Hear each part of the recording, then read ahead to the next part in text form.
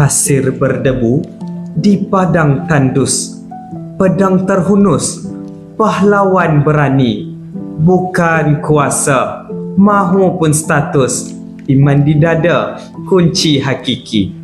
Bayangkan kalian di tengah medan peperangan, musuh menggasak di hadapan, panah berterbangan, darah mengalir di tanah pasir. Dalam kekacauan ini, seorang lelaki berdiri gagah, wajahnya bersih, matanya tajam, jiwanya penuh tawakal. Dialah Abu Ubaidah Al-Jarrah, penakluk Parsi. Assalamualaikum dan salam sejahtera untuk semua. Hari ini, saya tidak akan bercerita tentang seorang raja, bukan juga seorang pahlawan biasa, tetapi seorang lelaki yang namanya terukir dalam sejarah Islam. Seorang yang bukan hanya menakluk tanah, tetapi juga hati manusia dengan kebijaksanaan dan akhlaknya. Buku ini merupakan novel yang mengisahkan perjuangan Abu Ubaidah Al-Jarrah, seorang sahabat Rasulullah SAW yang terkenal dengan keberanian, kebijaksanaan serta sifat rendah diri.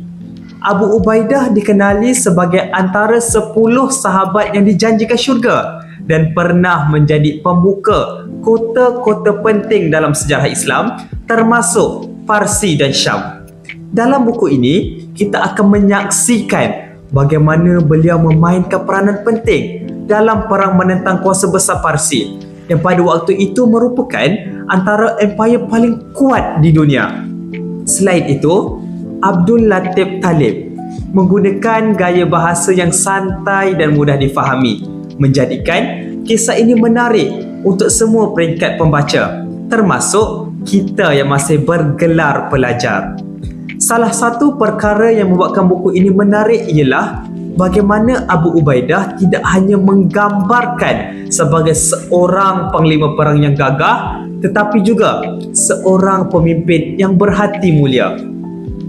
Antara bab yang paling menarik dalam buku ini ialah ketika Abu Ubaidah memimpin pasukan Islam dalam perang Yarmouk, di mana beliau berhadapan dengan tentera Rom yang jauh lebih besar bilangannya. Dengan strategi yang bijak dan keimanan yang tinggi, beliau berjaya mencipta kemenangan besar bagi umat Islam.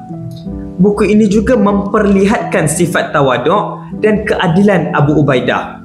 Walaupun beliau mempunyai kedudukan yang tinggi dalam tentera Islam, beliau tidak pernah angkuh dan sentiasa mengutamakan kepentingan umat Islam.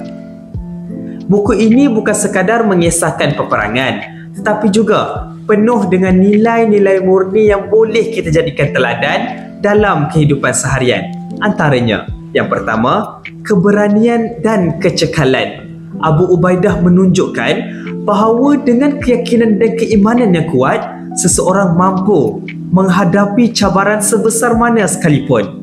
Yang kedua, keadilan dalam kepimpinan. Sebagai pelajar, kita juga boleh belajar bahawa pemimpin yang baik bukan hanya bijak, tetapi juga adil dan berakhlak. Yang ketiga, kesederhanaan. Walaupun terkenal sebagai panglima yang hebat, Abu Ubaidah tetap hidup dalam kesederhanaan, menunjukkan bahawa kekayaan dan pangkat bukanlah ukuran kejayaan yang sebenar. Sebagai kesimpulan, Abu Ubaidah Penakluk Parsi ialah sebuah novel sejarah yang bukan sahaja menarik, tapi juga penuh dengan pengajaran bermakna.